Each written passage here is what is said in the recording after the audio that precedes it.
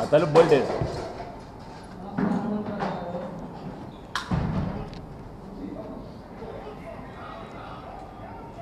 ఏమైనా కాసేపు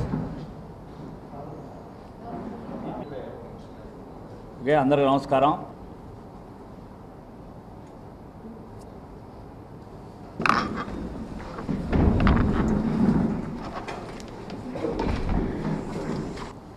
నమస్కారం. నిన్న గుంటూరు పశ్చిమ నియోజకవర్గం ఎమ్మెల్యే ముద్దాల గిరి గారు ప్రెస్ మీట్ పెట్టారు. నాకు తెలుగుదేశం పార్టీ నుంచి ఫోన్లు వచ్చినాయి, నన్ను ఓటేయమన్నారు. కొంతమంది నాయకులు నాతో టచ్లో ఉన్నారు అని చెప్తున్నాడు. ముద్దాల గిరిని తెలుగుదేశం పార్టీ సింబల్తో గుంటూరు నగరం ప్రజలు గుంటూరు ఈస్ట్లో ఓడిపోయినా కూడా వెస్ట్లో ఆయన్ని ఆశీర్వదించారు. తెలుగుదేశం పార్టీ అభిమానులు, కార్యకర్తలు, ప్రతి ఒక్క కార్యకర్త అహర్నిశలు శ్రమించి ఆయన గెలుపుకి ఆ రోజు రాష్ట్రంలో ఎటువంటి రిజల్ట్స్ వచ్చినాయో కూడా తెలుసు మీకు. ఇట్లాంటిది పరిస్థితిలో కూడా గుంటూరు వెస్ట్ కాన్స్టిట్యున్సీ నుంచి తెలుగుదేశం పార్టీ ఎమ్మెల్యేగా ఆయన గెలవడం జరిగింది, మనందరికీ తెలిసిన విషయమే. తర్వాత ఆయన స్వార్థం కోసం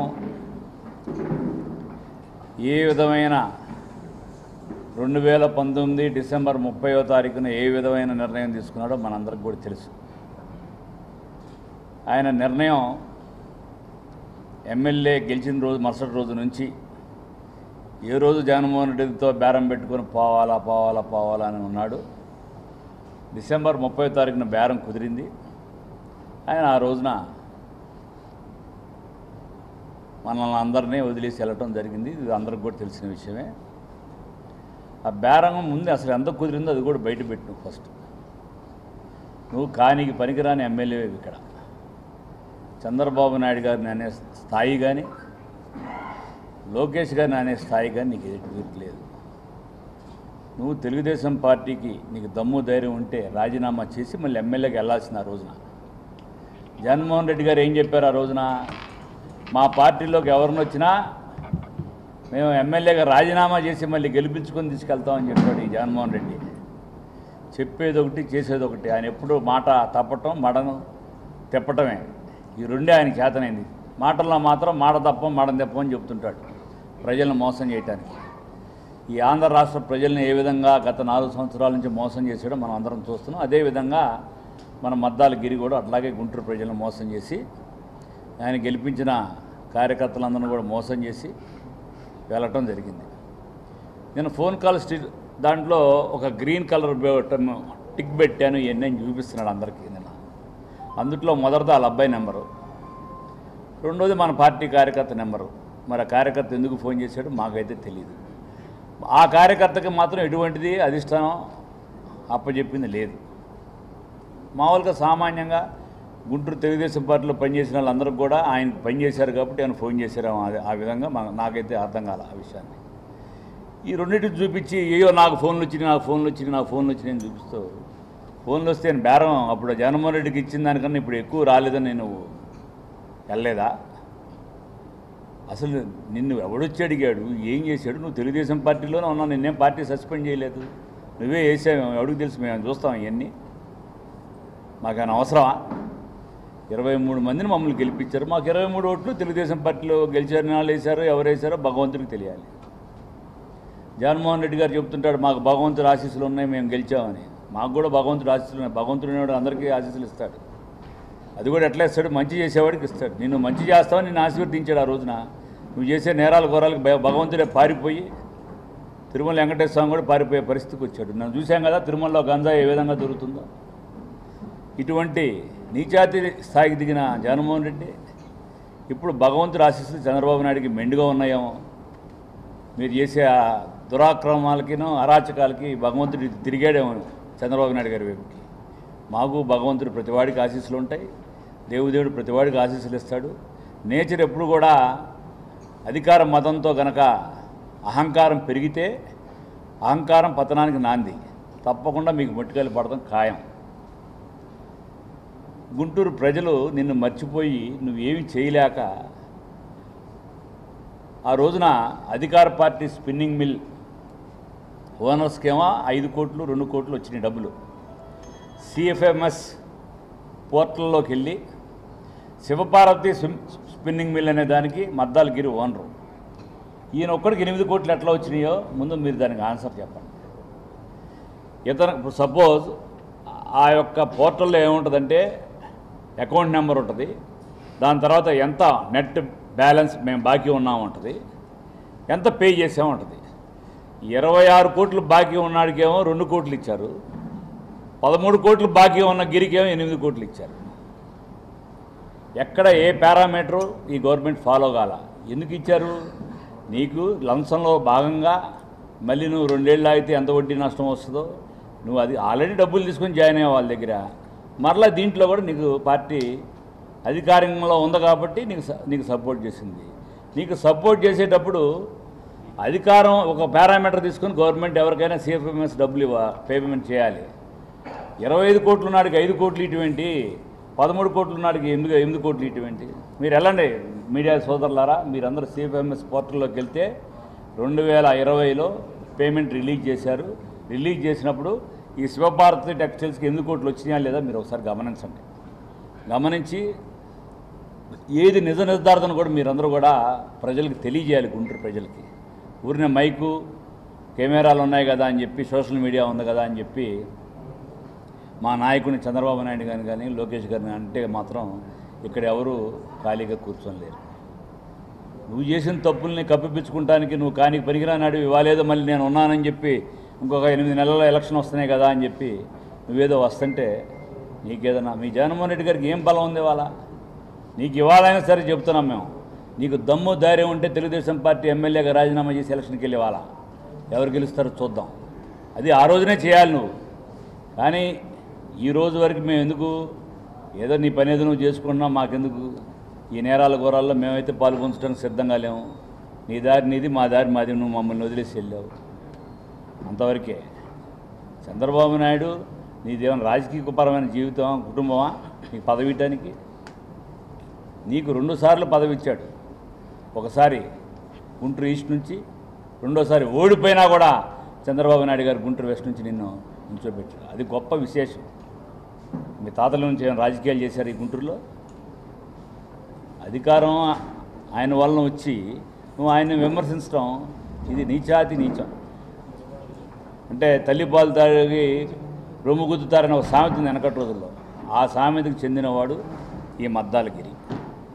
అతని గురించి ఇంకెక్కువ మాట్లాడటం కూడా అంత నాకు అనిపించలేదు. ఎందుకంటే అతను చేసిన నేరాలు ఘోరాలు మీరు ఒకసారి కనుక్కుంటే ఎవరికైనా తెలుస్తాయి. అట్లాగే రెండోది ఇంకోటి ఏదో వాయిస్ మాట్లాడాను అంటున్నారు. ఆ ఫోన్ కాల్తో పాటు వాయిస్ రికార్డర్ కూడా నువ్వు వీడియోలకి వినిపిస్తే అది మంచి పద్ధతి అయి ఉంటుంది. ఇప్పుడు ఓన్లీ ఫోన్ వచ్చింది అంటున్నావు, అందుట్లో ఏమొచ్చిందో ఏంటో మాకు తెలియదు కదా. అది నువ్వు డైల్ ఫోనా, మిస్డ్ కాల్ ఫోనా, రిసీవ్డ్ ఫోనా? ఒకవేళ నువ్వే డైల్ చేసుకొని ఇదిగో కాల్ లిస్ట్ చూపిస్తున్నావు. నువ్వు చూపించే కాల్ లిస్ట్ నిన్న ఏ విలేకరికి ఇది డైల్ కాలా, అది ఇది మిస్డ్ కాలా, లేకపోతే ఏ కాల్ అనేది రిసీవ్డ్ కాల్ అని లేదు. నేను ఉంటే చూపించు. నీతో అంత స్థాయి తగ్గట్టుగా మాట్లాడేవాళ్ళు తెలుగుదేశం పార్టీకి అవసరం లేదు. రెండోది, ఈ గుంటూరులో జరుగుతున్న గుంటూరు నగరంలో ఇంతకుముందు సెన్సెక్స్ ప్రకారం 7 లక్షల మంది ప్రజలు ఉన్నారు, 7 లక్షల చిల్లర. ఈ నగరం ఇప్పుడు గ్రేటర్ గుంటూరుగా మున్సిపాలిటీ పరిధి పుత్తూరు నుంచి ఇటు పలలూరు దాకా ఇటుపక్క అన్ని చుట్టుపక్కల విలేజ్లు కూడా ఏటుకూరు కానీ బుడంపాడు కానీ అంతా నగరంలో చేరింది.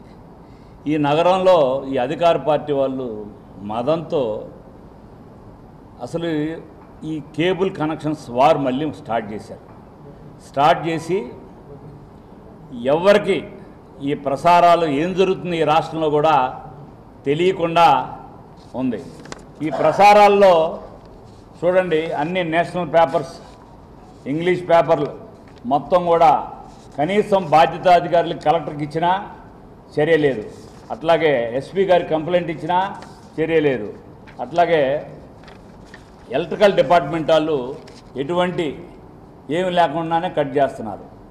అంటే ఇప్పుడు సపోజ్ వాళ్ళ కనెక్షన్ వాళ్ళు సిటీ కేబుల్ వాళ్ళు పోయి కనెక్షన్ ఇద్దామని వెళ్తే వాళ్ళని ఇమీడియట్గా వాళ్ళ పని కూడా చేసుకొని ఇట్లేదు. అంత దుర్మార్గంగా ఉంది ఇది ఇక్కడ అరాచకాలు. వీటన్నిటిని కూడా ఈ సిటీ కేబుల్ సిబ్బందిపై బైండ్ ఓవర్ కేసు ఇది.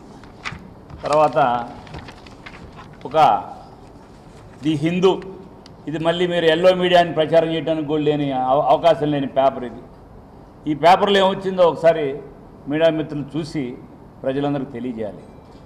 ముందు ఇది అసలు నేషనల్ న్యూస్ అవ్వాలి. ఎందుకనంటే 7 లక్షల మంది ప్రజలు ఈ యొక్క ప్రసార మాధ్యమాలను కట్ చేసే అధికారం భారతదేశంలో ఎవరికీ లేదు. ఇది పెద్ద క్రిమినల్ కేసు కూడా. మీరు అందరికీ ఏం జరుగుతుందో న్యూస్ తెలియజేయాలి. ఇప్పుడు గత కొన్ని రోజులుగా ఈ విధమైన దీంట్లో డబ్బులు రావాలని చెప్పి మిగతా వాళ్ళు ఆల్రెడీ దీనికోసం పాత వాళ్ళ మీద పట్టుకొట్టి చూడండి, సబ్ కలెక్టర్కి వినతం పత్రం ఇచ్చారు ఈ అసోసియేషన్ వాళ్ళు. ఇంతవరకు దీని మీద చర్య లేదు. అట్లాగే ఇది మళ్ళీ ఏబిఎన్ అంటారు. ఇది చూడండి, బాబు గారు అరాచకాలు. గుంటూరులో మళ్ళీ కేబుల్ వార్. తర్వాత విద్యుత్ శాఖ ఎస్సీకి మా పార్టీ వాళ్ళు Guntur east Nazeer already representation ఇవ్వడం కూడా జరిగింది. దీని మీద ఎటువంటి చర్యలు లేవు. దేనికి? ఎక్కడ పడితే అక్కడ అరాచకాలు చేసి ఈ డబ్బులు దండుకోవటానికి. కనీసం వాళ్ళు ఎప్పటి నుంచో కేబుల్ ఆపరేటర్లుగా ఉన్నారు. వాళ్ళు ఏదో 4 రూపాయలు సంపాదించుకొని పొట్టగడుపుకుంటున్నారు. వాళ్ళ ఇల్లు కూడా జరగకుండా చేయాలని చెప్పి అధికార మదంతో ఈ విధంగా చేయటం చాలా దుర్మార్గం. మీకు ఏదంటే కొత్త ఏరియా స్ప్రెడ్ అవ్వండి, ఇంకొద్దిగా స్కెచ్ అవ్వండి, వేరే చోటకి వెళ్ళండి, ఎవడు లేని చోట వేసుకోండి. గుంటూరు నగరం కూడా రకరకాలుగా పెరుగుతుంది, పెరిగిన చోట వేసుకోండి. అంతేగాని మీరు ఈ విధంగా మీ యొక్క ఆధిపత్య కోసం కేవలం మీరు చేసే నేరాలు ఘోరాలు వీళ్ళు చూపిస్తున్నారు కదా. ఈ రాష్ట్రంలో ఈ యొక్క గుంటూరు పట్టణంలో ఏ విధమైన అరాచకాలు జరుగుతున్నాయో ఈ ప్రజలకు తెలియజేస్తున్నారని చెప్పి యొక్క కక్షపూరితంగా ఈ విధంగా మీడియా సోదరులని అట్లాగే ఈ కేబుల్ ఆపరేటర్లని ఈ విధంగా గొంతు నొక్కటం ప్రజాస్వామ్యకి విరుద్ధం. ఇట్లాంటి కనుక చేస్తే మేమందరం రేపు నుంచి వాళ్ళకి సాంఘీభావంగా రోజు నిరవధిక నిరాహార దీక్ష కానీ ప్రతి చోట ధర్నాలు కానీ తొందరలో దీన్ని స్టార్ట్ చేస్తాం. అంతేగాని మీరు ఈ విధమైన అరాచకాలు చేస్తే మాత్రం ఒప్పుకోం. ఇప్పటికైనా కలెక్టర్ గారికి, ఎస్పీ గారికి, అట్లాగే విద్యుత్ శాఖ ఎస్సీ గారికి డిమాండ్ చేస్తున్నాం. మీరు దయచేసి ఈ యొక్క ప్రసారాలు మళ్ళీ మొదలయ్యే విధంగా చర్య తీసుకోండి. ప్రతి పౌరుడు, ఇప్పుడు చాలామంది లేడీస్ ఉన్నారు, వాళ్ళు ఏం చేస్తారు ఇంట్లో కొంతమంది హౌస్ వైఫ్స్, ఏమీ లేదు, ఏదో టీవీ కాలక్షేపం ఉంటుంది, టీవీ ఆన్ చేస్తేనే ఏది రాదు. ఇటువంటి చర్యలకి చాలామంది బాధపడుతున్నారు. అట్లా కొన్ని ఛానల్స్లో విజ్ఞాన క్లాసులు ఉంటాయి. కొంతమంది చిల్డ్రన్ కూడా అవేర్నెస్ కోసం ఆ విజ్ఞాన క్లాసులు ట్యూటర్ను పెట్టుకొని చదువుకోలేని పేద విద్యార్థులు ఆ టీవీ చూస్తూ ఉంటారు. మీరు వీళ్ళందరి యొక్క ఎడ్యుకేషన్ పరంగా పోతుంది, నాలెడ్జ్ పరంగా పోతుంది. మామూలుగా ఈ హౌసెస్లో ఉండే మహిళలకి కాలక్షేపం లేకుండా మీరు ఈ విధమైన చర్యలు చేయడం దుర్మార్గం. దీన్ని ఇమ్మీడియట్గా ప్రభుత్వాన్ని డిమాండ్ చేస్తున్నాం. ఇమ్మీడియట్గా ఎవరైతే పాత కేబుల్ ఆపరేటర్లు ఉన్నారో వాళ్ళ నుంచి మరలా వాళ్ళు ఎవరైతే వాళ్ళ యొక్క హోమ్ కనెక్షన్స్ ఉన్నాయో వాళ్ళ కనెక్షన్ వాళ్ళు సేఫ్గా మళ్ళీ వాళ్ళకే తిరిగి పునరుద్ధరించాలని చెప్పి ఈ మీడియా ద్వారా తెలియజేస్తున్నాను. నేను అందరికీ వాళ్ళ ధన్యవాదాలు. Thank you all. సిఎఫ్ఎంఎస్